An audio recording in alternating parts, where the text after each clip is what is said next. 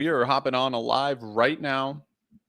Fantasy football Q&A before Monday Night Football and through at least the start of the game, since it starts in 15 minutes. I'll be on for 30. Again, we're live on YouTube, live on X, live on TikTok. Make sure you're following on all those platforms. Going to be coming out with a show every single week about my full rankings and everything on YouTube. So that's going to be an important show, going over some metrics, fantasy football wise, and some NFL draft stuff. So that'll be the Brandon Deutsch show. That'll come out every Saturday morning. So I actually haven't decided whether it's Saturday morning or Friday night, but again, I'll be answering all questions. Should be able to hear me now, right? Yeah, now you guys can hear me. Cool. So I'll be answering all questions. Trade Gibbs for Henry, AJ Brown, and DK. I mean, that's a lot. Yeah, I would do that in a heartbeat. Henry's good, dude.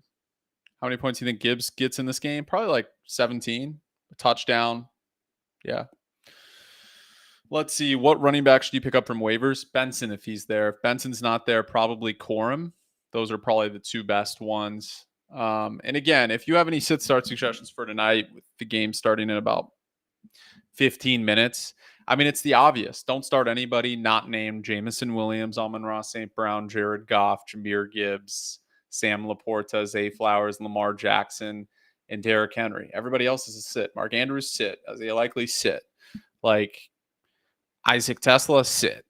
You know what I mean? Everyone else is probably a start for tonight. So if anybody has any sit-start questions about that and you have two players that you're looking for tonight, my matchups are all over. I have nobody in this game. Unfortunately, I didn't get Derrick Henry in any leagues.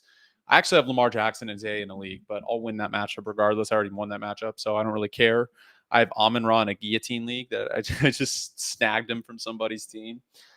By the way, you guys should hop on some guillotine leagues or some survivor leagues. Those things are so fun, man. The thing about guillotine is when someone gets eliminated, you can like spend money on their players if they get eliminated, which is great. All right, let me answer some of these questions. I know we got a lot. Down 22, you have Flowers and Henry playing. Yeah, you should be good. I mean, Henry's going to have a big game.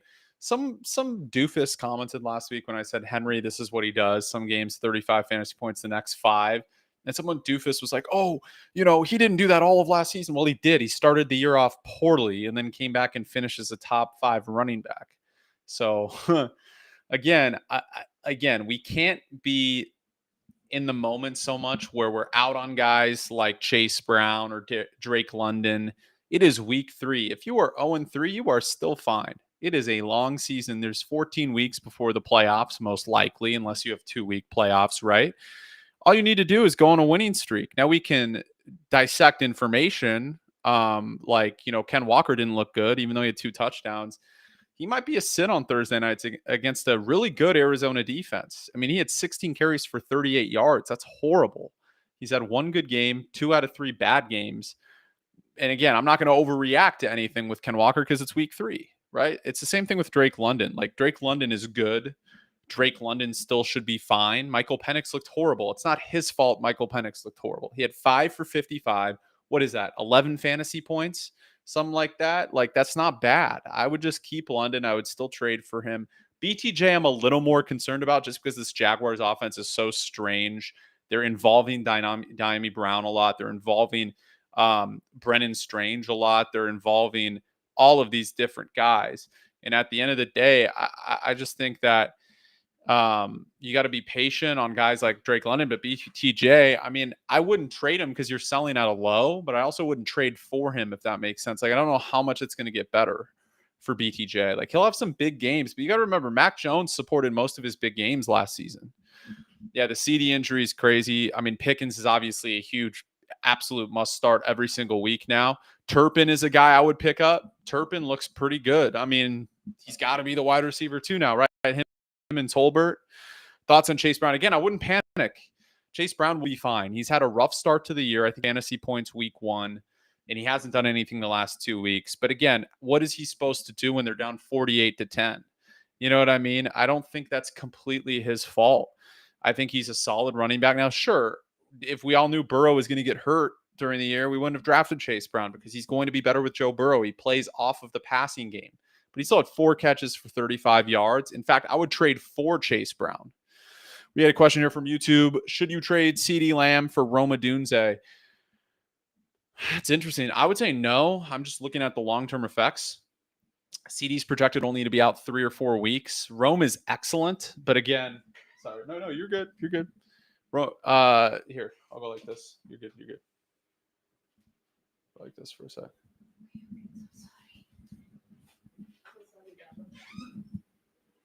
You're good. Anyways, yeah, I would hold Brown for sure. I'm not worried about Genty. Again, not worried about Genty. ETN for BTJ. I would keep ETN at this point. Ash says worried about Genty. No, I'm not worried. I think there will be games where they'll be ahead the entire game, right? And then at the end of the day, he'll have like a bazillion yards. Look at what happened to Amari and Hampton, right? Brutal last week. All of a sudden, he goes for 25 fantasy points, and Najee gets hurt, and now he's a must start every week the rest of the year. Trevion had 11 touches last week, 11 carries, actually more than 11 touches, like 15 touches. I think he had 3 or 4 catches. And Ramondre fumbled, so Trevion's going to get a lot of snaps moving forward, right? Again, you got to be patient, especially with rookies. Jahmyr Gibbs' first 3 games was 12 fantasy points, 8 fantasy points, 6 fantasy points, right? That's what I'm saying. Like, I think, like, at the end of the day, you got to be patient. It's only 3 weeks of the season. I mean, there were guys panicking and mad at me for saying draft Bucky Irving after 3 weeks last year. And I said, just be patient. It'll come. And it did. Pause. But you know what I mean by that. Hold Lad. Yeah, I would. I mean, it's not going to get worse for Lad. Now, QJ might actually be a star, which is kind of crazy to think about considering how his year started. But Ladd McConkey is still very good. I mean, he's still getting 5 or 6 catches a game, 10 fantasy points. Maybe it's not the 20 or 30 fantasy points that we think, but you got to remember Keenan Allen's gotten injured, I think, 3 out of the past 5 seasons. So again, and then if he gets hurt, obviously Ladd becomes that second option behind QJ and possibly the first option. And I think the defenses, they've seen more tape on Ladd McConkey now. And I'm not saying trade it because who are you going to get for him? You know what I mean? Like, I would trade Ladd for Ricky Pearsall, but no one's going to trade you Ricky Pearsall for Ladd McConkey. You know what I mean? I would trade Ladd for Tetairoa McMillan. No one's going to trade you Tetairoa McMillan for Ladd McConkey. I would trade Ladd McConkey for George Pickens. No one is going to trade you George Pickens without CeeDee Lamb for Ladd McConkey. So why would you trade him? Who are you trading him for? J.K. Dobbins, who's going to get hurt in a few weeks, and then R.J. Harvey's going to take over like he always does? Like, you got to think, like, is this like stocks, right? You don't want to sell it a low unless you think it's going to keep getting worse, and it really can't get worse for Ladd McConkey. Connor says, would you trade away Chuba, Rice, and Benson for Saquon and Pollard? No. I think Benson's going to be great. Rice is coming back. I wouldn't make that trade. And Chuba's awesome. I mean, Saquon, look, we knew Saquon wasn't going to have the season he had last year. It's still early. He can still have an excellent year. He hasn't been bad by any means. But Pollard's been good. But I mean, Spears will come back in a few weeks and he'll have some competition in that backfield. And remember, Rice is a top 10 receiver when he's healthy in the league. So in fantasy specifically, he's a PPR monster. So are we selling Nico? No, you can't sell Nico. Nico just had a 50-yard touchdown. He had 24 fantasy points. You can't sell him. It's not his fault that the line sucks. And they will continue to connect on some touchdowns like that. Yeah, is Keenan Allen legit? He's a must start right now. He's a must start. And you got to hold Rice. Rice is going to be so elite when he comes back in a few weeks. And trade Judkins and Shakir for Tet. No, I would keep Judkins. Judkins is a must hold right now. What he's been doing is crazy against the Packers defense, that elite defensive line, how good he was. Man, I don't know. Hold Chase, Jamar. I mean, I told you guys to trade him last week for somebody elite. You know, whether it was Jonathan Taylor, Puka Nacua, or Malik Neighbors. Now Malik Neighbors might be a buy low guy because people are nervous about Russell Wilson, even though Jackson Dart's probably going to start this week. Again, it's 3 weeks. Malik Neighbors, by the way, was so good in week 2 that he didn't do much in week 1 or 3 and is still 3rd in receiving yards in the NFL or 4th. How crazy is that? That's how dominant that guy is. But no one's trading you Neighbors or Puka for Chase. Someone might trade Neighbors for Chase. I would do that trade in a heartbeat. I would get Malik Neighbors for Chase. Hey, bro, thanks for your fantasy football help. Yeah, dog, you're the man. You're the man, bro. I appreciate you. I appreciate and love all of you. I know, in this industry, you could say the sky is blue and you're going to get hated on. That's kind of how it goes in the sports world. It's the same thing when I was pitching in college and when I was trying to play professional baseball. It's like you have a bad performance, fans of the team or people of the team or players, everyone's going to be like, "Oh, you fucking suck. You're this, you're that." So I understand. And now I do that, but I also understand what it means to be an athlete.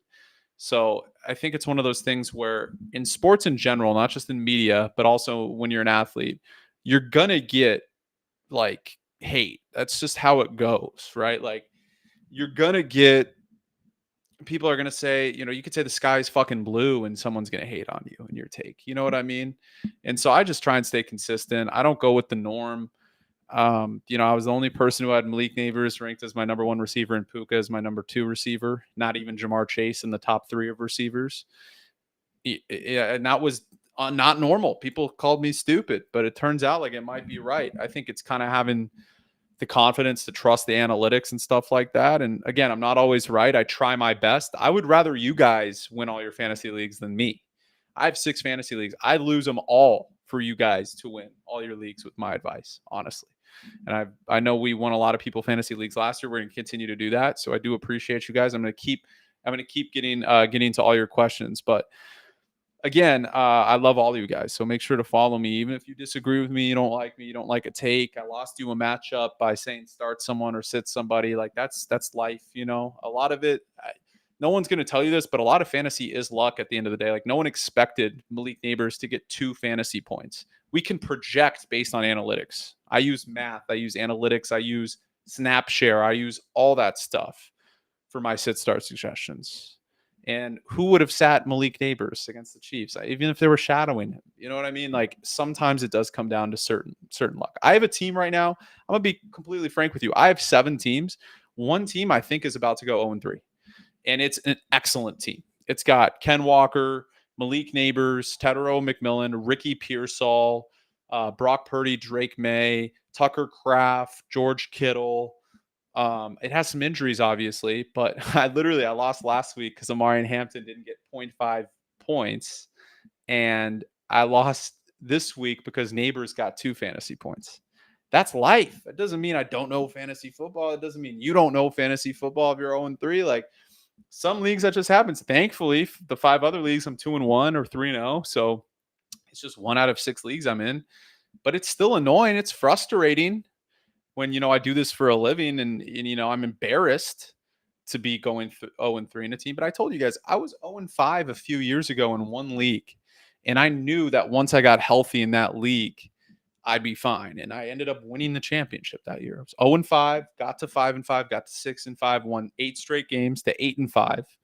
And then I got to 8-6, and then ended up being like I think 11-6 or 10-7, and I made the playoffs. So it's not over if you're 0-3. What's up, Rahi? Sorry, I've been on a rant, dog. Let me listen to your comment. BD, it's Mason and K9 balled out yesterday. Yeah, bro.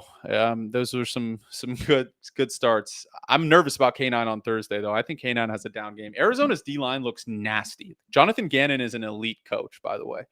With CeeDee's injury, Pickens is going to ball out with your wide receiver 2. You're down 1 point. You have Gibbs and your opponent is Derrick Henry. Ooh, that's going to be a close one. I think Derrick goes crazy tonight, but so should Gibbs, right? So, again, flex Jordan Mason or Scattaboo this week. Your starters are CMC and James Cook. You got to flex Mason. Mason's a must-start moving forward with Aaron Jones out. Let's see. You're 1-2. You need Rice to come back. Yeah, just hold. You never want to make rash decisions, Owen. Like, Rice is going to be elite when he comes back. If you're 1-2 or 0-3, you don't want to sell at a low with somebody that you know is going to come back and dominate, right? 1-2 is not the end of the world. 0-3 is not the end of the world. In fantasy, you can get your luck can change really quick.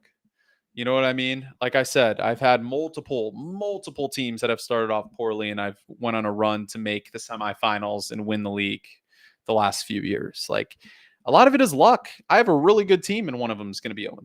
Like that's fantasy football at the end of the day. There's some things you cannot project. In one of my leagues, that's one that's going to happen. But the team will be fine.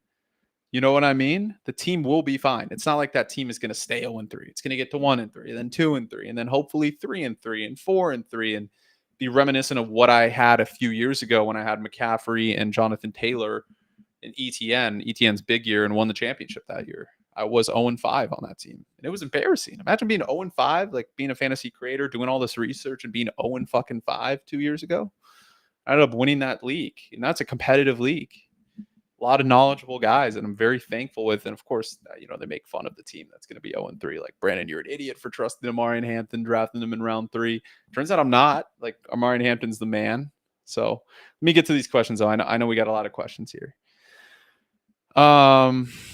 Start Chase Brown this week. I think you have to. Like, I'm starting Chase Brown in a league. If that makes you guys feel any better, the projections don't matter, in my opinion. I look at matchups. Who are the Bengals playing this week? I mean, Chase Brown is a 99% snap share. You kind of have to start him, right? Like, he's going to get every single snap in the backfield. I'm looking who they're playing this week. Broncos. I mean, it's a tough matchup, but you kind of have to play him just because of the touches. And remember, Chase Brown is an excellent pass catching back. Now, I'm not saying go and trade for Chase Brown, or go in, if you don't have him, go and get him. Like, he's going to be crazy. But here, Milan, here we go. Here's some haters popping in the comments. You were wrong on Malik Neighbors. Milan, brother, I love you. I hope you have a blessed life. It is week 3. Malik Neighbors is still 4th in the NFL in receiving yards, and he's still going to finish as a top 5 receiver in fantasy football. And I still think the wide receiver won. 1 week, brother. You can't live in the highs and lows, my man. Would you trade Kamara, Myers, and Waddle for Neighbors, Scatterboo, and Olave? Yeah, I would. Would you trade Kamara, Myers, and Waddle for Neighbors, Scatterboo? Of course. Absolutely. Kamara's... Dude, I would just sit out if I was Kamara at this point. Like, he's losing every game. His team sucks, So is Quentin Johnston unironically startable the rest of this? Yeah, dude, he's startable. Every week you should start Quentin Johnston at this point. Is the live lagging for anybody else? Is it? I'm watching it right here on a different account. It seems fine to me. Maybe it's just your end, dog. You traded Igbuka for DK, Tyreek, and Rice. Thoughts? You have good depth to fill in at flex. DK for... I don't hate the trade. Rice is going to be better than Igbuka, I think. I don't think that's crazy to say. Despite all the haters, I know I've been day one. Yeah, dude, Rahi, I know we disagree on a few things, like, the Rams-Niners stuff. Your Rams looking good, dude. My Niners are fucking cooked now, man, with no Bosa. It looks like the Rams are going to win the division. But yeah, Malik Neighbors, it's 3 weeks in. 3 weeks in last year, Amon-Ra was the wide receiver 3, which he ended up finishing as. But besides him, who was the wide receiver 1? Yeah, it wasn't Ja'Marr Chase through 3 weeks last season, I don't believe. And wide receiver 2, Justin Jefferson, I think, was wide receiver 25 3 weeks in. He ended up finishing as the wide receiver 2. So it is kind of like investing. It's like, you got to understand, like, you drafted a guy like London. So we're getting a lot of questions about London, right? Maybe London doesn't get to the level of where we drafted him. I don't have him in any leagues, but I'm just saying, like, I would trade for him right now. That's a guy I would definitely trade for. Michael Penix can't look any worse than last week, and London's target share and volume is still off the charts. Even if he doesn't finish where we think he's going to finish, that doesn't mean we're completely out of him based on 3 weeks. Just like Jonathan Taylor. You really think, could Jonathan Taylor finish as the RB1? Yes. Did I have him ranked as a top 5 running back? Yes. Will he finish as the RB1? No, I don't think so. It's 3 weeks. You know what I mean? It's a long season. It's like saying, oh, the Colts are guaranteed to win the division because they're 3-0. Could they win the division? Absolutely. We saw the Saints go 2-1 last year and look like one of the best teams in the league through 3 weeks. And they were atrocious the rest of the way. Right? So we got to take time. We got to be patient. You never want to make rash decisions in fantasy football. You know what I mean? Rahi says, who do you got tonight? You got Ravens. You're expecting a Jared Goff stinker. I actually think Goff might play well, Rahi, because the Ravens defense has been horrible against the pass. It's been atrocious. And I'm a big Goff denier. I think Goff is as mid as can be in terms of what he can do. Now, that was his first win without Ben Johnson and McVay last week against the Bears. He played pretty well, and he's got a ton of weapons, and he really doesn't have to do much. He's like Mac Jones plus. He just kind of sits in the pocket, can deliver good intermediate routes, can eventually, every once in a while, deliver a long ball to Jameson Williams. He's not that good, but he's not bad. You know what I mean? I think he'll probably have 2 picks and 3 or 4 touchdowns. It's going to be a high scoring game. I would assume like 35-32. I don't know, man. I would think the Ravens win. The Ravens are such a good team, but they beat themselves so much. Yeah, dude, he's like Mac Jones premium. Just like Mac Jones is kind of like a 99-cent store Jared Goff. I mean, they're very similar quarterbacks. Look what Mac Jones did in college. Who did he look like? Like Jared Goff last year when he was in college, Mac Jones, and his first year in the Patriots. When he had Devontae Smith, when he had all these players, but like Jared Goff has Amon-Ra St. Brown, Jamison Williams, Jahmyr Gibbs, David Montgomery. Of course he should fucking look good. You know what I mean? Like, and he still chokes every playoff game, you know?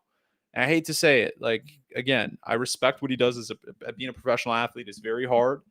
Having the career he's had has been very difficult.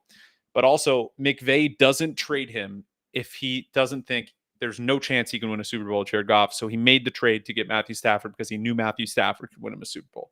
And that tells you everything you need to know about Jared Goff.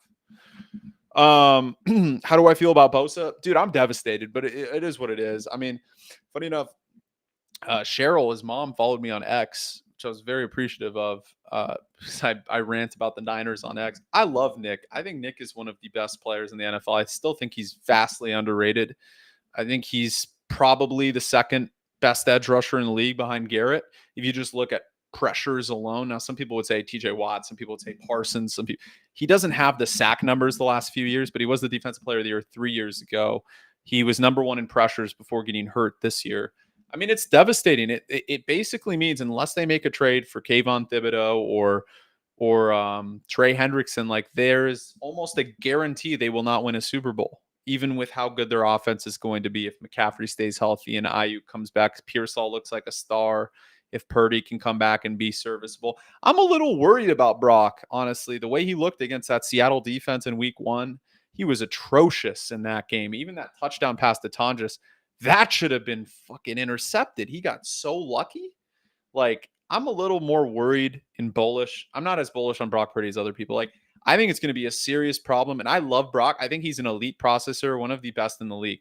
But I also think he's replaceable in that Shanahan offense. And I think the $55 million he's going to make next year is going to make it significantly more difficult, especially with the picks that they've lost from the Trey Lance deal the last few years, to have a competitive roster. Like, they're so lucky Robert Saleh and Kyle Shanahan are their coaches. They have an elite OC and an elite DC. So they're always going to be relatively good, right? Like, they're going to be always relatively good. There's no doubt about that with the Niners if they have those 2 coaches in place and enough people are healthy. But Bosa is a huge loss. I think that kind of makes them just a playoff team and not a Super Bowl contender. And I think they are a Super Bowl contender with Nick Bosa and everybody coming back healthy. They're 3-0. I mean, it's a great position to be in. But I think the Rams and Seahawks without Bosa are probably better teams. At least the Rams. Maybe not the Seahawks, but the Seahawks have looked really good the last few weeks. Let me get back to these questions. I'm sorry. I know I went on a little bit of a rant. Lost track of where I was. Let's see. You traded for Chase Brown and Sharp for Benson and Waddle. Yeah, I don't hate that trade, dude. I mean, Benson's going to be a baller. Waddle's kind of having a sneaky good year. I know he got saved by that touchdown on Thursday, but back-to-back 15 fantasy point games for him. Kind of outproducing Tyreek in terms of like a consistency basis, not upside, but consistency. Yeah, I mean, I think he might be the truth. You made a bad decision. You did Zay and Drake for Ladd and Brown and Matthew Stafford. I mean, Zay's not going to keep it up, but I don't hate that. Yeah. Bench Genty depends. I wouldn't. I still think, Genty is still a solid play every week. We can't overreact with stuff like that. If you have somebody on the bench, like if you have, let's say, Trey Benson on the bench, I would play Trey Benson over Genty even against Seattle this week. But if you have somebody like RJ Harvey on the bench, you're not going to play RJ Harvey over Ashton Genty. You know what I mean? Like, that's your first or second round pick. You're not benching Genty for those guys. Goff gave you a difficult time as a Rams fan. Yeah, dude, the Rams have had some really good teams. I mean, McVay's a genius. I hate him because he's the Rams coach, and I'm a Niners fan, but I respect the Rams. The Rams are an elite team, and I feel bad for their fans. What happened yesterday? They really should have won that game. They got fucked big time by the referees, by just the way the game went. I mean, that's a brutal loss. Trade JT and DK for Jacobs, Wilson, and Trey Benson. You're RB heavy and need a wide receiver. I actually like that trade. JT is probably the most valuable he'll be ever right now. So moving him is probably smart if you get a haul. And Jacobs is very touchdown reliant. You're getting Jacobs. He's very touchdown reliant, but he's an RB1 still. Wilson is the one I'm looking at, and Benson. Wilson's target share is top 5 in the NFL. I mean, he's ridiculous. There were concerns about Wilson and what he would look like with Fields and Tyrod Taylor, but my God, he had 10 catches last week, 25 fantasy points, touchdown 2 weeks before that, and you get Jacobs and Trey Benson for DK, who, by the way, is only fantasy relevant because of touchdowns right now. His target share is pretty low. It's not like he's doing shit on a weekly basis. And yeah, I mean, I would make that trade in a heartbeat. I mean, JT is not going to keep it up, and the Colts aren't going to keep it up. You traded Bucky Igbuka, Judkins for McCaffrey, Garrett. Yeah, dude, you balled out. That's a great trade. And I love Bucky Irving. I mean, I'm the biggest Bucky supporter in the world, probably. But again, like you have to take value where you can get value, right? By the way, if you guys aren't following me, make sure to follow me. And for your sit start suggestions throughout the week, you guys can DM me too. Just make sure you're following me. I won't respond to DMs of people that aren't supporting my content. I feel like that's fair if I'm giving advice. Like if you're following me, I will respond to every single DM. If you're not following me, I won't respond. I'm not even charging money. I'm just saying, give me a follow, support my content. Like there's some people I know charge a lot of money for advice that are way worse at what I'm doing. But, I'm not going to do that. I don't feel like that's representative of who I am. Like, I just want to help people win. I don't want to profit off of you guys. Like, you know what I mean? I honestly, like I said, I would rather see all of you guys win your fantasy leagues with my advice that I'm giving you than me win my fantasy leagues. I'm not a selfish person at all, but I would appreciate if you follow me. I do respond to all the comments that I have. Any sit start suggestions, trade stuff. I'll get to all of them if you follow me. If you don't follow me, I won't respond. It's very simple. Start ETN, Ridley, or Diggs. That's a tough one. I would probably start ETN. ETN still look good. Just make sure you have Bashal Tuden on the bench. Armando, I know, been asking this question for a while. I'm so sorry, dude. Let me get to it. What to do with Jamar Chase? Again, last week I made a video saying you should trade him for Jonathan Taylor, Puka, or Neighbors if you can. Try and trade him for Neighbors. But again, if you can't get some for him, I wouldn't sell at a low. Julie says slim waiver options, Trey Tucker, Torrey Horton. Julie, who do you have on your bench? Who would you drop for those guys? Because Tucker had a huge game, which kind of, made his fantasy points average go off the roof. And Torrey Horton's good, but he's still behind Cooper Kupp and JSN in that offense. I guess punt returns, if you count, they count as touchdowns in fantasy leagues. I don't know if you get yards. It depends on the league. Probably not, but you should be good. I don't think you need to pick either of those guys up. I would just keep an eye on them. Like Trey Tucker might be good, but if you have a solid bench, Julie, I wouldn't pick those guys up.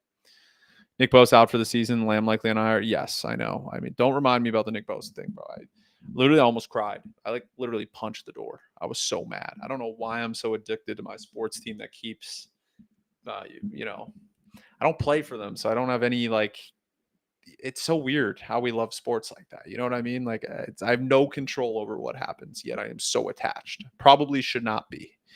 Judkins a must start from now on? Absolutely. I think he is. Should you move on from BTJ and Ladd? You're 0-3. Again, I tell this story all the time. I've told it. I was 0-5 one year, won 7 or 8 straight games, made the playoffs, won it all. So I would not completely worry and panic if you're 0-3. Garrett Wilson for Williams. Javonte. No, keep Garrett Wilson, dude, for sure. Come on. Who would you have rest of the season, Pearsall or Igbuka? Probably Igbuka, simply because Ayuk's going to come back. Tampa's always going to be pass heavy, but Igbuka kind of looks like the real deal. Even when Godwin comes back, Evans is injured. That's very close. Pearsall might be a superstar. He might be that dude and just might be the wide receiver one regardless, even when Ayuk comes back, which is even more of why they should trade Ayuk. But I love Pearsall. As a Niners fan, it's hard for me to say Igbuka, but Igbuka I feel like is probably a better bet to finish higher the rest of the season. Chase Brown, Jacobs, Tyreek Hill for what? Let's see. Sam Laporta for CD, Derrick Henry, and Keenan Allen. Yeah, I would do that for CD, Derrick Henry, and Keenan Allen. If you can put CD on IR, that's great. Yeah. Is Puka wide receiver 1 overall rest of the season? I would say him and Neighbors are right there, just like I projected 1 and 2. I would still put Neighbors 1 the rest of the season, even after a down performance. I don't think it changes. I think if Dart comes in, it's just going to help him more and more. The targets are there. He got 9 or 10 targets. Like, he had 38 fantasy points with Russ last week. DJ Moore, K9 at flex this week, leaning more. Yeah, K9 is a tough matchup. I really like that Arizona defensive line, Rahi. I would probably start DJ, and it's hard because DJ might be the wide receiver 2 or 3 on his team because of what Burden did last week. Probably still the wide receiver 2. Caleb looked incredible last week. Who did the Bears play this week? Bears schedule. They play Vegas. Oh, yeah, I would start DJ Moore for sure. Who wins? Lad. Okay. Who wins? Lad or who? Who was the other? Oh, Lad Achan for JSN Hampton. Whoever gets JSN and Hampton wins by a mile. By a mile. Like it's not even close. Hampton's top 12 guy the rest of the year for running backs. K9 and Pearsall for Tet. That's way too much, bro. Keep K9 and Pearsall for sure. I'm glad you hopped on that live because if you made that trade, I would have felt so bad for you. Pickens or Pearsall? Rest is Pearsall. But Pickens is good. At least for the next 4 weeks, he should dominate even more because CD's out. Just traded Tyreek and DJ Moore for Drake London and Cam Scatterboo. Did you win? You traded Tyreek and DJ Moore for Drake London and Cam Scatterboo. Did you? Yeah, you won. Drake London. Scatterboo is going to be good. Drake London's still going to be really good. I like that deal. I mean, it's a kind of an even deal, but I think you barely won that one. Trying to trade Jamar. What can you get? Maybe Neighbors. I would try and trade Jamar and a bench player for Neighbors. I'm telling you, Neighbors, buy low on him right now. Because once he scores 25 fantasy points again next week, then it's going to be a whole different story, man. Panic on Chase Brown. I wouldn't yet. Again, it's early. It's just week 3 or week 4 about to be. Like, if he has another bad game, we can start panicking a little bit. But I actually think he might have a good game. Even against Denver, it was a pretty solid defense. Trade Jerry Judy for JMO. Yeah, I mean, I would. JMO is more upside on a week-to-week basis. Judy's probably going to be a little more consistent. Chase Brown, Hurts, BTJ, Mahomes, K9, who wins? Okay. Whoever gets Chase Brown, Chase, and Hurts, trading Chase and Swift for Neighbors. Yeah, Swift's on your bench. I would do it because you're not playing Swift anyways. So, again, as long as you have other depth, that's fine.